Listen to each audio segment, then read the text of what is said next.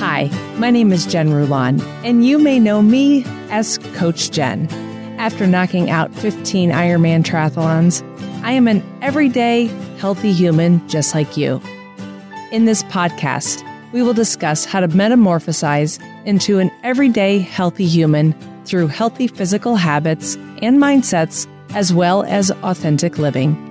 Let's transform together in this journey called life and become the best, everyday, healthy human ever. Well, hello, everybody, and welcome to the Everyday Healthy Human podcast. My name is Jen Rulon, or some people may know me as Coach Jen. But today I have a very special guest. Her name is Rosangela, or they call her Rosa Spear from Venezuela, but now lives in Orlando, Florida. And she and I connected on the Instagram, on the gram, I call it, Rulon Racing, the Rulon Racing page. And then we reconnected on the Coach Jen Rulon page and your page. And we realized, we were talking before the podcast that we just know a lot of the same people because of the triathlon space. So thank you so much for joining me, Rosa. Welcome. Thank you for having me. It's an incredible opportunity. I'm so excited to be here. Tell us a little bit about yourself, a minute elevator speech. So I'm 31 years old. I'm from Venezuela. I got here in 2015 to the United States. I graduated as a doctor. I don't have a license to practice here. I come from the academic background. So for me, it was just medicine and research and all these things. Even though I swam when I was a little kid, it was just like for a couple of years, but I didn't have any sort of idea what sports lifestyle was. In 2020, my life was just like with like everyone with COVID, but I was dealing with a divorce and separation, isolation because of COVID. And at the time I was working in oncology. So my isolation had to be like real deal because I needed to take care of my patients. And running became just like a escape for me. That it was, aside from therapy, that became a huge tool for me just to get off my mind and just like go for a run. And it was something that I could do to protect my bubble and to keep me isolated from people, but just to get out of the house. So I started doing like this, like, I'm going to train for a 5K, 10K, and I went to a half marathon. I'm going to train for a full marathon. I got into trail running. I started like meeting all these community people from runners, and then I met the triathletes because we have a lot of people in common. And they were like, so you like to swim? And I was like, yeah, now that you mentioned, yes, I do. And they're like, whoa, get a bike and you can do a triathlon. And that got me to this journey. And in 2 or 3 years, I've done now 270.3s. I'm going to do escape from Alcatraz. So I have on my top of my list, like I want to do a 100-miler, a trail run. I want to do a 4-mile. So it's been incredible how that kept showing me like you're stronger than you think you are. It was just a reminder, like maybe a small goal, like train for a 10K. And I was like, if I can get that, maybe I can get of this like hole that it was my emotional situation at the time. And well, all the endorphins, the community that you need, that was very helpful for me. So yeah, it's been escalated very quick. Yes, it did. Let me ask you this, because I talk about like transformation, that whole, becoming a butterfly, like we all go into a metamorphosis, and we can all go in through a metamorphosis many times in our lives, right? From maybe when you started school to as a doctor to moving to Orlando. What significant changes or transformations have you experienced to lead that healthier lifestyle other than just running? Because there's a lot of people out there that don't want to do a 5K, 10K, half Ironman, right? So now I want to talk to the everyday humans who want to become healthy. I think that if I can translate that message for like exercising, I think that I'm a caregiver. That's part of my personality. That's part of my core. That's why I study medicine. But I think that that change of gear was taking care of me and having like that. I cannot take care of others if I'm not well. So I think that was the first step. And for me, taking care of me was exercising, aside from like therapy and like connection with people. That is, for me, it's so easy to go like in isolation and just like to not reach out to anyone and to keep that bubble. It's just like my safe space. But I was very grateful to have like this community that they kept me out of my comfort zone and just like got me out of my house. But I think that the first step that I took, it was like, well, I need to take care of me. And taking care of you can mean X amount of things. Can be doing something that, I don't know, for me it was a new hobby, but it can be just a hobby that you have years without doing it. So, or my doggy, it's just like to take care of someone else, but it's just like that emotional bond. So I think that for me, that was a big step. Yeah. And I think something that needs to be reiterated, and the rooster agrees, is that self-love is not selfless. And that is something that has come up for me quite a bit on my own journey, is that you truly have to take care of yourself before you can start giving to others. Like I always hear people like, you have to fill your cup first before you can start pouring into others. Because if you're pouring from an empty cup, they're not going to get anything. You're not getting anything, right? So, and especially as a medical professional, like you, that's who you are. You give, give, give, give. And finally you shifted gears and realized, wait a minute, who's filling up my own cup? Who's filling up my cup? Yeah. So every day it was just like just choose me every day. So for me, and that's part of the accountability for training nowadays, because not every single day you want to train, not every single day, but it's just like, keep choosing you. It's just for you. Ultimately, at the end of the day, that's a goal for me. I do this because I love it. So, right. And I think this is a great transition for the next question. What challenges or obstacles did you encounter during your transformation process? And how did you navigate them? I think that timing. You want to have more than 24 hours a day. Priorities. What is a priority for you? Or sleep less. Right. Sleeping is necessary, yes, but if you want to do X amount of things, sometimes you need to wake up earlier. Or I think that timing for me at the beginning was, especially because my transition into a healthier lifestyle started for like training for a 10K. So I only ran like once or twice per week, but then started escalating and I started incorporating more and more things. And at some point I was working in a hospital. I had a doggy to take care of. Now I work traveling. So it's just like, it's managing all this time, because it's like, it's so easy to lose yourself again. And it's so easy to think like, oh, but I'm exhausted after work. Yeah, but then you have to work for you. Then you have to give yourself some time to do the things that you love, not just work. So that was a challenge. And I think that it keeps being a challenge every single day. Right. It's interesting you say that, because just today, like we get on the call and I'm sweating bullets, and it's because I just got done with a 40-minute walk on the beach, but I knew I needed that today to ground myself. I'm tired as all get out. I was up at 4:30 this morning. Like I couldn't fall back to sleep. And I was like, okay, like just go ground yourself, throw on some Latino music, learn the language a little bit more so, right? And I think that really helped. And I was able to like just sort of move and dance on the beach. And it's your priority. Like, could I have sat on my hammock and fallen asleep? Oh, 100%. And I wanted to do that really bad. Right. But like you said, it's that priority. Like, okay, you're going to feel better after you do this versus that. Right.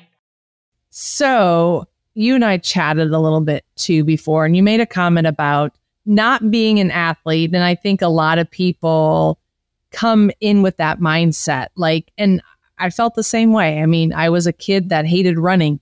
And I talk about that in my first episode about just my journey and how much I hated running. Like, I was not good at running. And so I never considered myself, once again, as an athlete. And you made that comment to me as well, that you're like, well, I'm not an athlete. I'm like, but you've done 5K, 10Ks. You've done a couple half Ironmans. Girl, I think you're an athlete. So I was going to ask you the mindset of an athlete.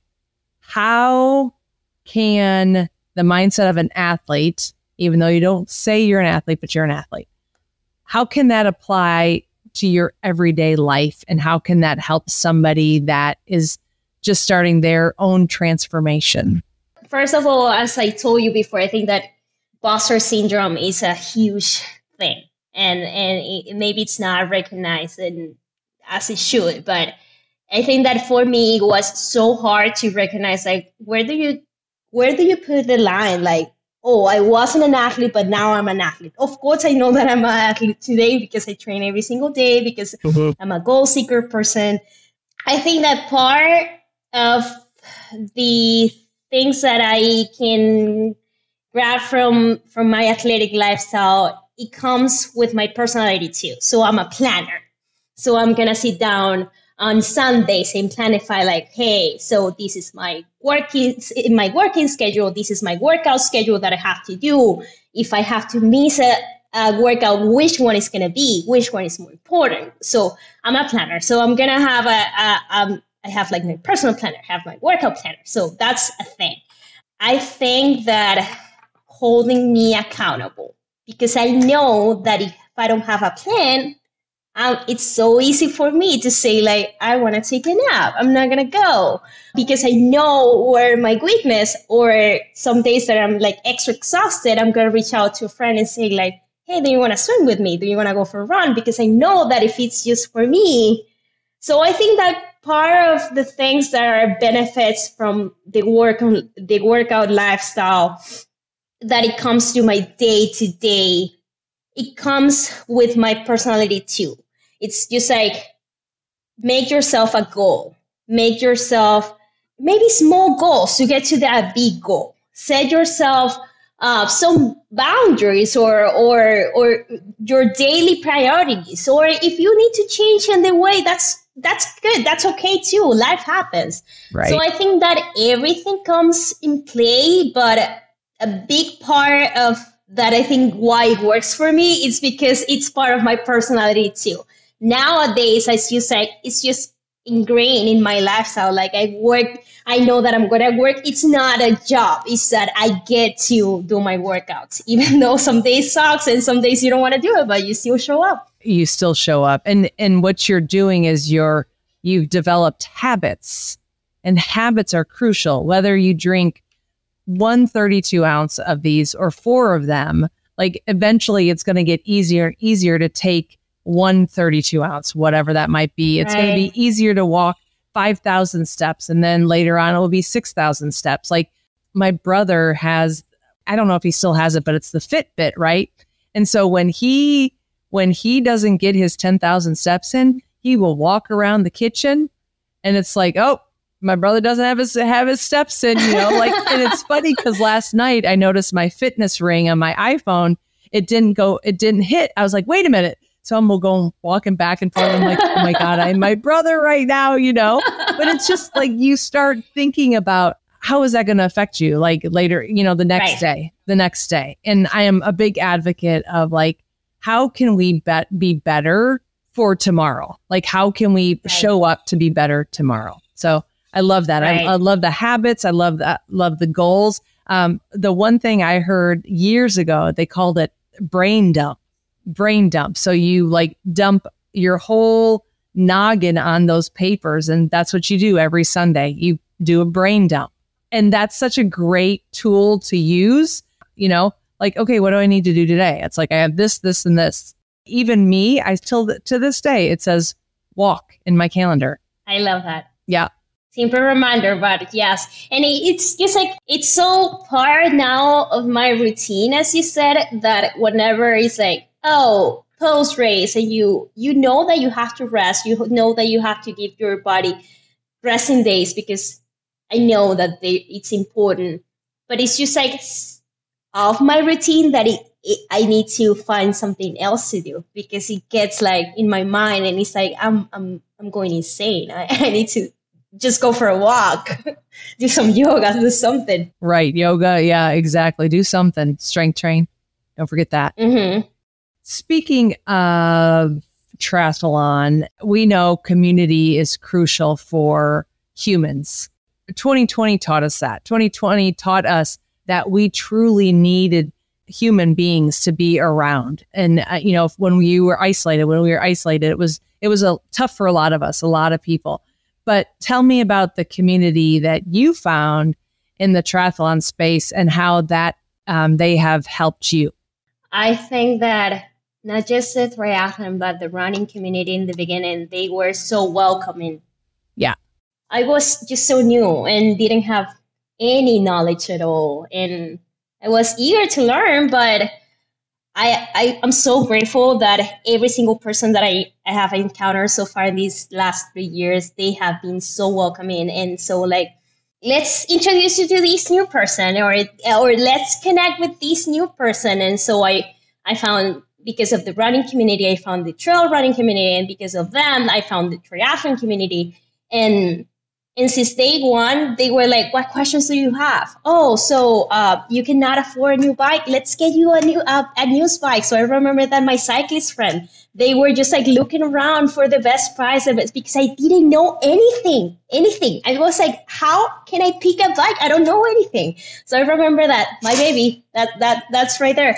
Some cyclist friends, they found this person that had like a brand new bike that they never used. Anyway, so accountability, just like so much love, so much encouragement.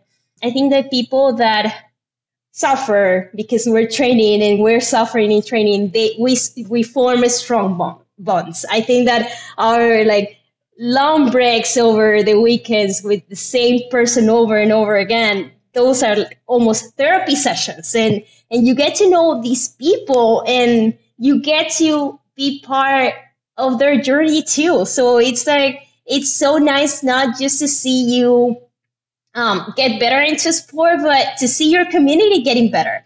And it's just like, it's this energy that just like helps you thrive, I guess I want to say. So yeah. Right. I love it. And Trace Peñas is the community that we are talking about. Whether you're not in a triathlon community or a running community, like I think there's a ton of communities online on Facebook, and just type in like, even in, I'm in Costa Rica, and I keep seeing like new like tribes or clans or whatever, even like south of me. It's like, oh, let me jump on here. Like maybe I can help somebody out in the swimming or whatever that might be, Right. I travel for work, and it's so easy for me just to, whenever I'm in a new city, I just like tap in Facebook, like whatever city running club. First of all, I feel safer to run in a new city because I'm going to meet new people. It's just so easy.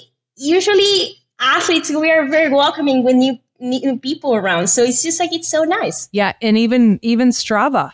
Strava is a fantastic community, whether you're walking, swimming, biking, running, whatever it might be. Like, it's so great because I'll put like my beach cruiser ride into town, and everybody's like, yeah, rocked it. I'm like, yeah, my walks were high, and it's fun, bantering back and forth. Absolutely. I think that's a really good, other than, we talked about self-love. We talked about really habits. And then I think another big factor here for all of us is community, and really find a community that you connect with. Yes. Yeah.